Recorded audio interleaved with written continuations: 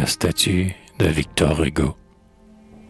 Hugo, le maître de la lyre, où chante un souffle aérien, montre en son bienveillant sourire qu'il n'est désabusé de rien. Le temps jaloux qui nous assiège l'a rendu plus fort et meilleur, et sa douce barbe de neige a des blancheurs d'astres et de fleurs. À présent, c'est la certitude qui baigne ses yeux de clarté, et sa glorieuse attitude est celle de la vérité. Il sait, il a vu les mêlées, les deuils, les colères, les pleurs, les misères échevelées, le groupe sombre des douleurs, l'âpre exil qui livre avec joie l'homme au courroux des éléments, l'a promené comme une proie sous les tristes cieux incléments, ayant encore dans son oreille la plainte des longs jours vécus, au bruit de la grêle pareille et les hurlements des vaincus.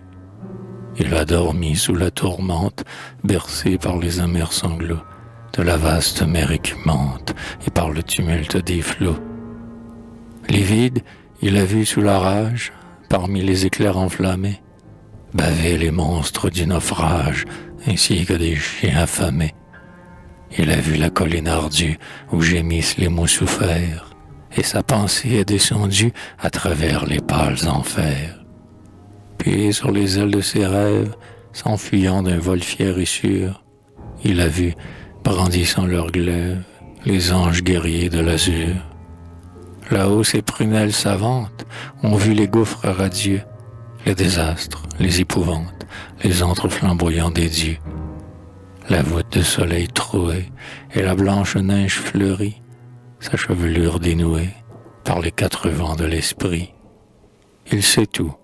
Il sait que la brume de la mort est faite de jour et que le verbe se résume tout entier dans le mot amour. Trouvant la victoire morose, il se plaît, lui le triomphant, à voir fleurir comme une rose la bouche d'un petit enfant.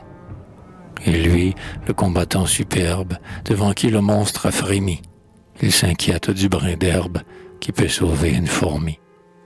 Alors que Paris, pris au piège, goûtait l'ivresse du danger, et parmi les horreurs du siège n'avait plus de pain à manger. Il est revenu, fort, candide, pareil au lion calme et doux, et de notre souffrance avide, voulant avoir fin avec nous.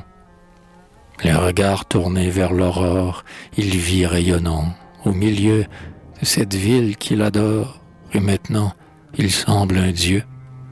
Groupe souriant et prospère, les petits enfants demi-nus caressent le héros grand-père avec des rires ingénus. Le peuple, comme un flot qui roule, accourde que son front à lui, et la grande voix de la foule murmure avec des pleurs, c'est lui. Et terrifiant les méduses, derrière lui vient se ranger le docile troupeau des muses dont il est le divin berger. S'il fait un signe, la satire, lorsque l'homme sert de jouet aux artisans de son martyre, agite son terrible fouet. Et l'épopée au cœur farouche vient, avec l'éclair dans les yeux, dans la mêlée, à pleine bouche, mordre l'éclair en furieux.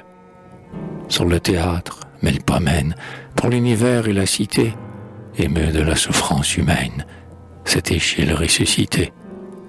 Et s'il le veut, la comédie sourit au drame son voisin et montre, dans ceux étourdis, son front couronné de raisins. Descendant pour lui de Téguette, dans la vallée où sont les lys, les glogues les cueillent et les jettent sur les pieds blancs d'Amaryllis. Dans le bois sombre, il est orphée, les loups par la nuit épiés, retenant leur rage étouffée, viennent se coucher à ses pieds. Et charmant le désert féerique, dans l'ouragan torrentiel, son ardente strophe lyrique s'envole aux quatre vents du ciel.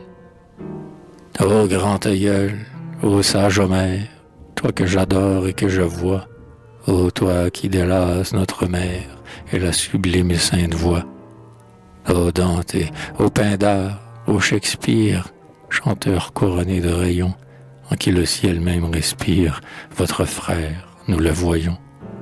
Ô groupe dont l'esprit nous venge, votre frère vit parmi nous, victorieux comme un archange. Oh, voyez-le, terrible et doux.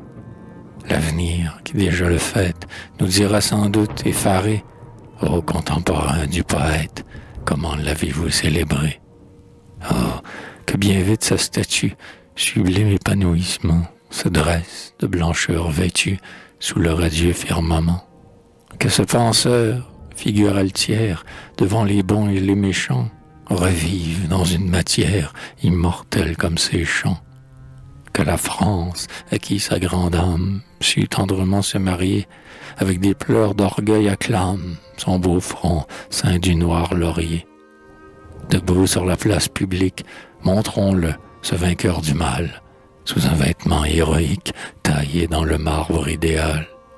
Et comme une immense couleuvre dont l'anneau jamais ne finit, faites se dérouler son œuvre sur le piédestal de granit.